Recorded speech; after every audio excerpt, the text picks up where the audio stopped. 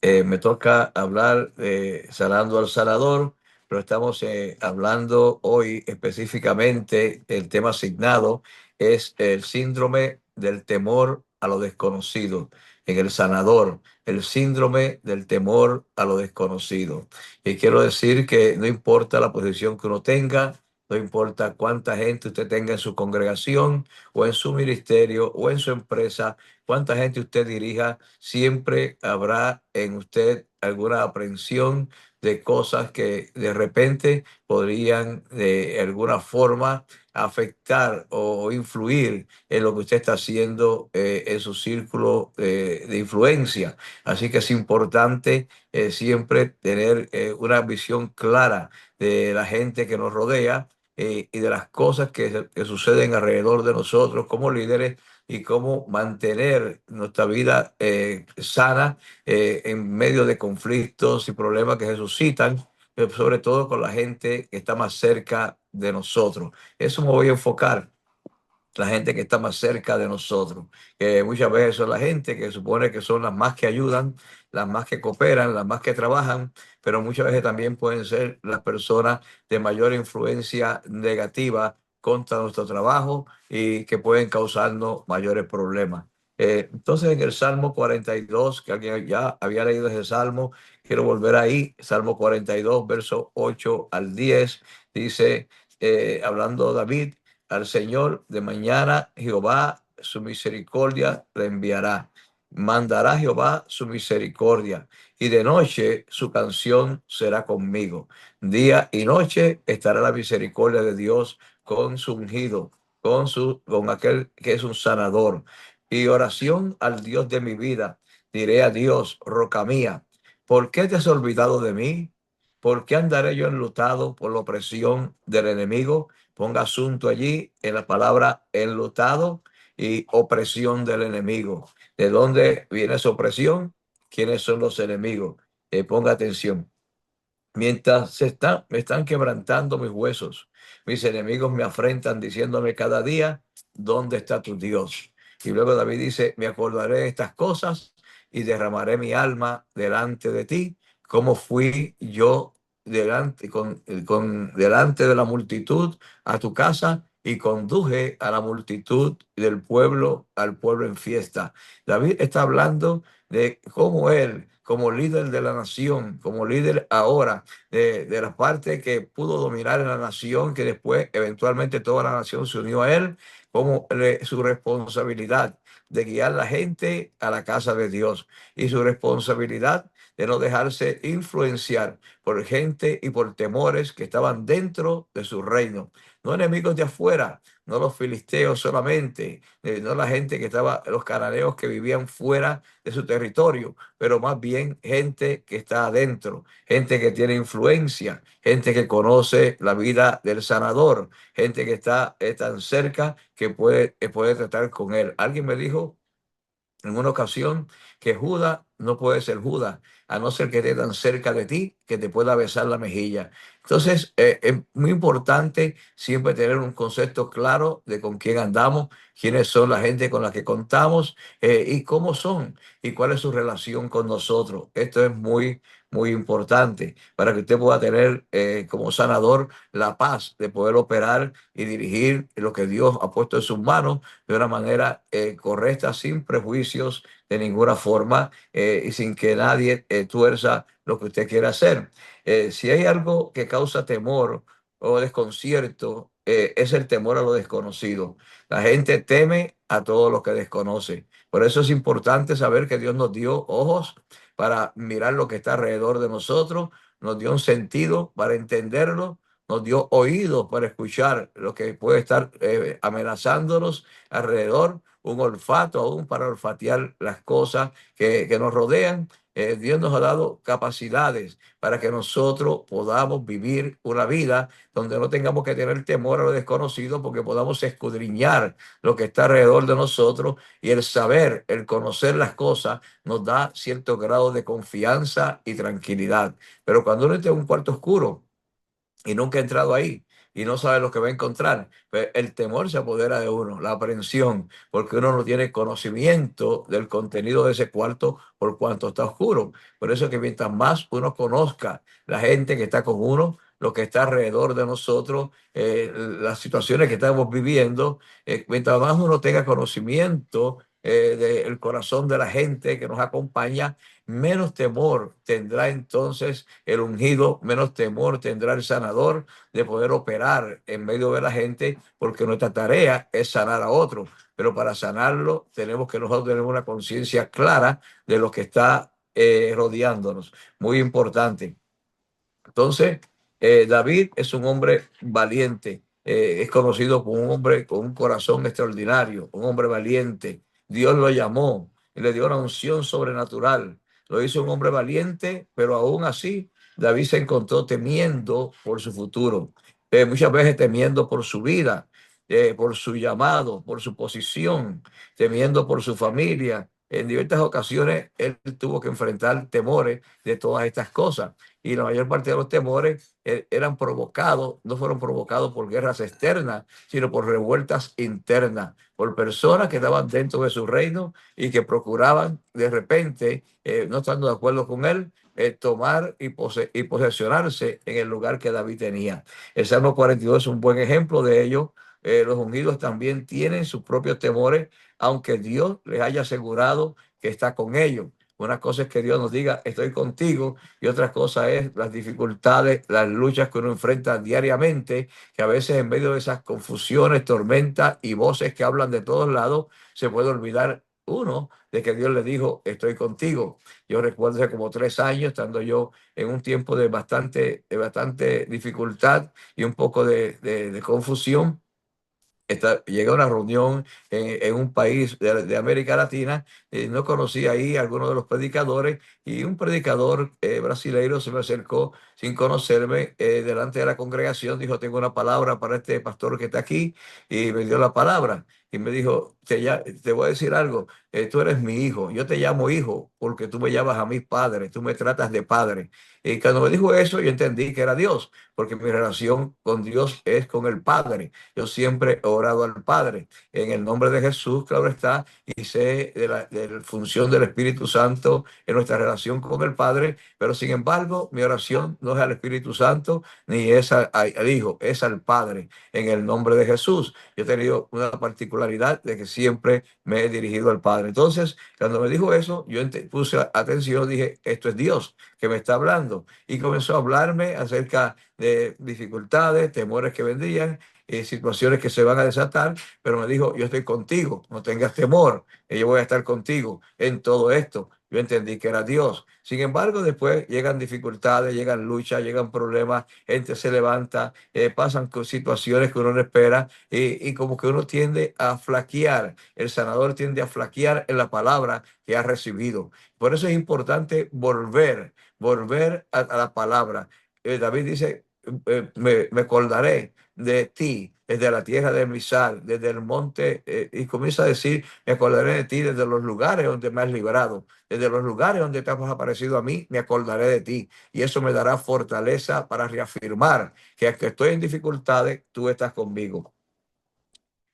Ah, David pasa por una dificultad. La dificultad es difícil. Él manda a buscar, acaba de entrar en el trono, acaba de posesionarse, y manda a buscar. La gente de Judá y de Benjamín no lo aceptaron como rey inmediatamente. Así que allí en Benjamín reina el hijo de Saúl. Saúl es muerto, pero uno de sus hijos ahora ocupa el trono. Es respaldado por su tío, el general del ejército de Israel y Judá, llamado Abner. La gente temía a Abner, porque Abner era un hombre de carácter, era un hombre de palabra, era un hombre que cuando decía una cosa se cumplía. Y Abner estaba ayudando a su sobrino, pero su sobrino cometió el error de acusarlo de cosas que eran falsas, y Abner se ofendió con él, de tal forma que dijo, yo voy a tornar el reino a David.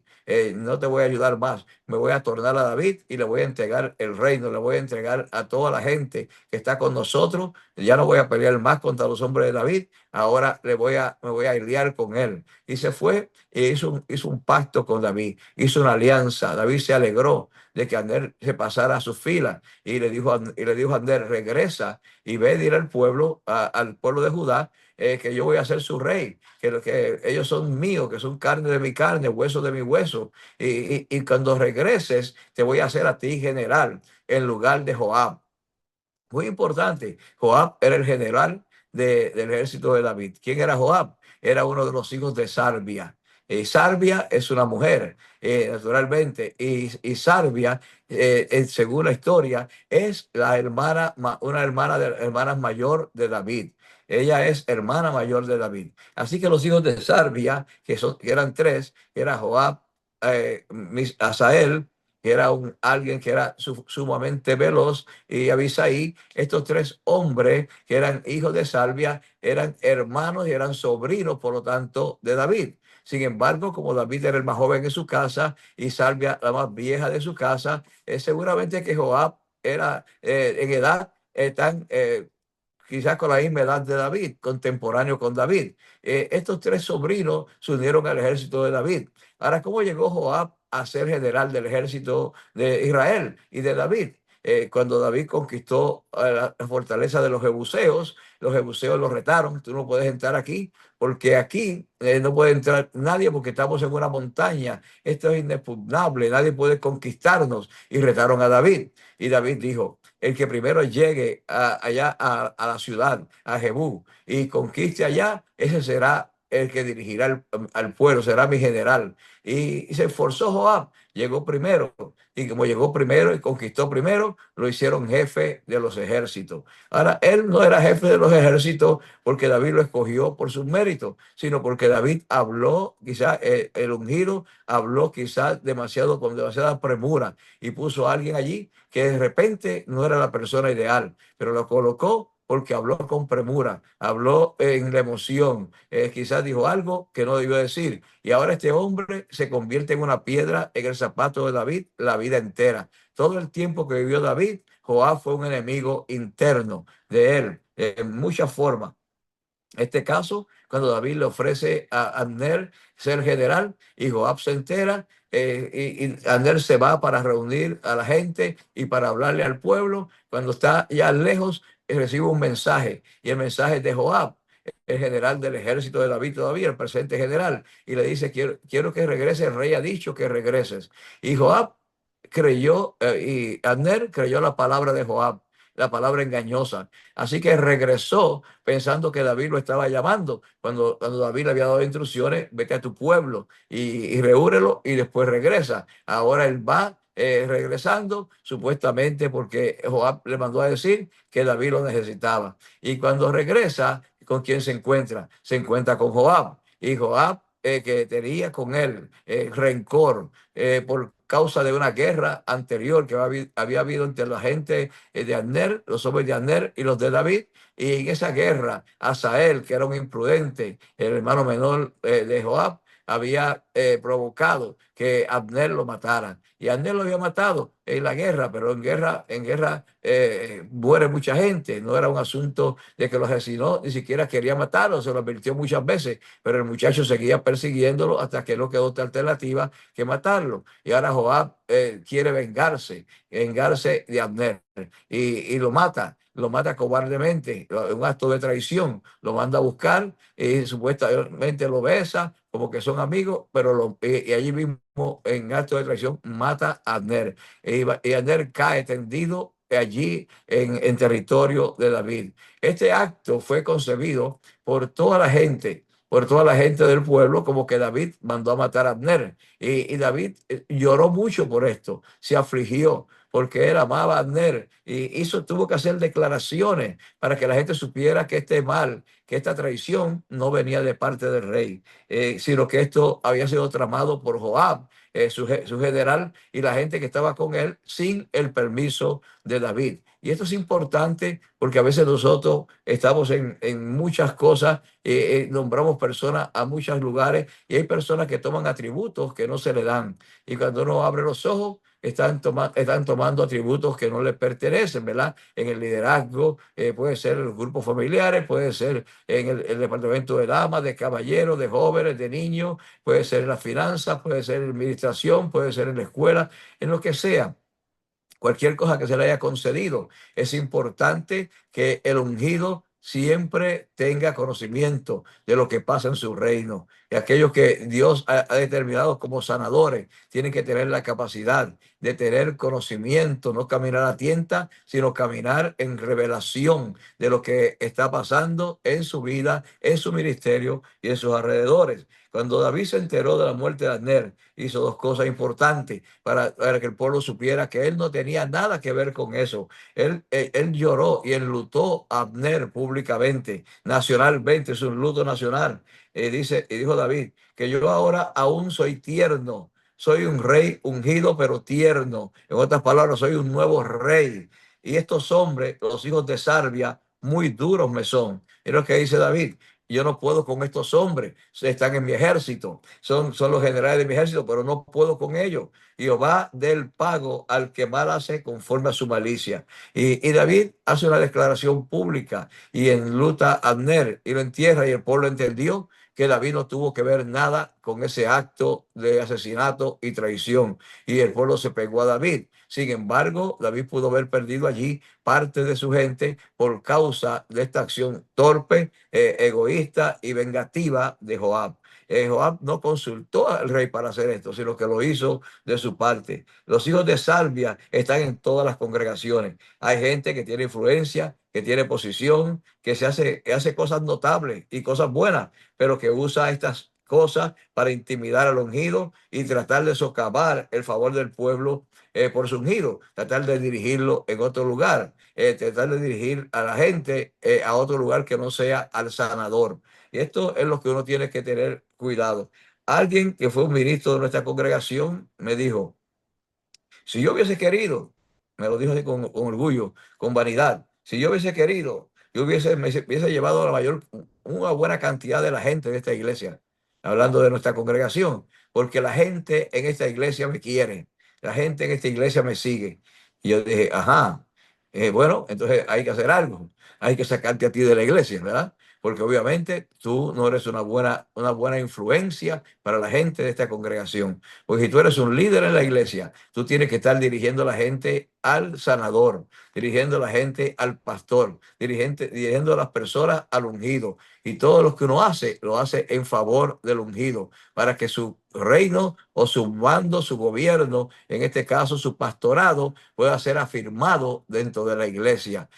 Cuando nosotros llamamos personas para invitarlos a la iglesia o darle seguimiento, yo los instruyo a la gente que digan, le estoy llamando a nombre de nuestro pastor, el apóstol Carlos Luis Vargas, y lo estoy llamando porque él está preocupado por usted, quiere saber cómo está su vida, cómo está su familia, y así como se hace una llamada en cualquier ministerio que uno trabaja o en cualquier empresa que uno trabaja, cuando uno representa a Colgate Palmolive o representa a JCPenney o representa a cualquiera de esas compañías, usted lo llama diciendo soy Juan y lo estoy llamando a nombre mío. No, usted dice estoy llamando a nombre de la empresa tal y tal y tal. Y esta empresa ha pensado en usted y quiere darle este beneficio, lo que sea, lo que se le haya establecido para hacer. Pero es importante que la gente entienda que estamos en la congregación es para representar al sanador. Muy importante para que la iglesia sea fuerte y para que la gente pueda caminar bajo una sola visión. Entonces, los hijos de Salvia, dije, están en todas las congregaciones, en todo lugar. ¿Cómo puede el ungido, el sanador, romper con el síndrome de la confusión y la intimidación dentro de su corazón con gente que son de gran influencia, están con ellos, pero que están caminando quizás en su propia visión, aunque están haciendo cosas buenas y positivas para la iglesia al mismo tiempo? ¿Cómo puede él manejar ese síndrome? El pasaje dice que David hizo dos cosas. Primero, hizo una declaración aclaratoria pública. Públicamente, él habló a la multitud y le dijo que él no tenía nada que ver con eso, que él amaba a Abner y lo consideraba uno de los más grandes hombres que había vivido, que su admiración estaba con Abner. Se separó de los hechos de Joab, se separó de lo que hicieron Joab y su hermano. Muy importante. El rey le dijo a su siervo: ¿no sabéis que ha caído hoy en Israel un príncipe, un grande ha caído? Que yo ahora aún soy tierno, soy rey ungido, pero los hijos de Salvia muy duros me son. Jehová del pago a ellos por el mal que hacen conforme a su malicia. David entendió que ellos no hicieron eso en favor del reino, lo hicieron con malicia en favor de la venganza que tenían en el corazón, y porque ellos habían determinado tomar su posición, hacer su trabajo, pero a su propia manera, sin seguir las instrucciones de David. Abner también murió habiendo oído de David sus instrucciones, pero volvió atrás por la palabra y el mensaje de Joab. Los ungidos deben de haber oído a Dios y no necesitan segundas opiniones ni instrucciones para volver atrás. Si Dios te dijo algo, tienes que hacerlo. Yo sé que la gente que está con uno puede aconsejar a uno y de repente tienen buenas ideas, pero no estás allí para cambiar tu visión o lo que Dios te dijo por la opinión de otro. O los otros no pueden, el consenso no puede hacer tu visión. La visión crea un consenso. Quiere decir que cuando tú tienes una visión, la gente se une, se crea un consenso para cumplir la visión. No es que se junta un consenso para ver cuál va a ser la visión con esto. Es lo contrario. Si tú eres el ungido, si tú eres el sanador, tú tienes que tener una dirección de Dios clara en lo que vas a hacer. En Primera de Reyes 13 se da la tragedia de un profeta que Dios le dio una palabra, lo mandó a hablarle a un rey, Jeroboam, que estaba desviado de la voluntad de Dios, que estaba en idolatría, aunque Dios lo llamó, Dios lo ungió, Dios lo estaba usando, pero él se desvió y cayó en idolatría y llevó a la gente a idolatría. Y Dios le mandó un profeta para amonestarlo, para hacerlo volver al camino correcto, para que no lleve el pueblo a la idolatría. Dios le manda un profeta, el profeta va y le habla, y Dios hace un milagro allí. El rey lo manda a tomar al profeta, a arrestarlo, pero en el momento que señala al profeta con la mano se le paraliza y se convierte en una mano seca. Y cuando el rey ve eso, comienza a gritar y le pide al profeta, por favor, que ore para que la mano le sea restaurada. El profeta lo hace, y haciéndolo, el altar que el rey había construido, un altar de idolatría, se rompió. La gente vio, entendió que Dios estaba allí, que era un acto sumamente divino, y el rey quedó tranquilo, paralizado. Le dijo al profeta: venga a mi casa, come y bebe conmigo, te voy a dar. Y el profeta dijo: un momento, aunque me diera la mitad de lo que tienes, de todo lo que tiene tu reino, no iría contigo, porque Dios me dijo: no vayas por el mismo camino. Cuando regreses, no regreses por el camino que fuiste, ni te detengas, ni comas pan, ni bebas agua con nadie. Dios le había dado instrucciones claras al profeta, pero el profeta ahí con el rey Jeroboam habló sus instrucciones y se paró firme y estuvo bien y regresó por otro camino. Pero habiéndolo oído un profeta viejo que vivía en el pueblo adyacente, que lo que había hecho el profeta, dijo: ¿por qué camino se fue? Se fue por este camino el profeta. Y él cogió su asno y se fue persiguiendo al profeta. Y le dijo al profeta: profeta, quiero que vengas conmigo a mi casa y comas y bebas y descanses. Y el profeta le dijo: no, no puedo volver, porque Jehová me dijo que no volviera por el mismo camino, ni bebiera ni comiera en esta ciudad. Entonces el profeta viejo le dice: yo también soy profeta igual que tú, y se me ha aparecido un ángel, y el ángel me habló y me dijo: ve a buscar al profeta y llévatelo a tu casa y dale de comer y dale de beber. Entonces el profeta, que había recibido la palabra de Dios, dudó de la palabra de Dios y recibió la palabra del viejo profeta y se tornó con él y comió y bebió. Y mientras están comiendo y bebiendo, el Espíritu de Dios viene sobre el profeta viejo, este profeta viejo, y le dice: así dice el Señor, por cuanto desobedeciste mi voz y regresaste por el camino que dije que no regresara, y comiste y bebiste, ahora, cuando salgas de aquí, te va a topar un león y serás muerto. Así que le dio una palabra profética, y el profeta salió de allí de comer y beber en un asno, y se le topó un león, y el león lo derribó del asno, lo mató, no se lo comió, sino lo mató. No le hizo daño al asno, no le hizo daño al cuerpo, porque tampoco se lo comió, simplemente lo mató.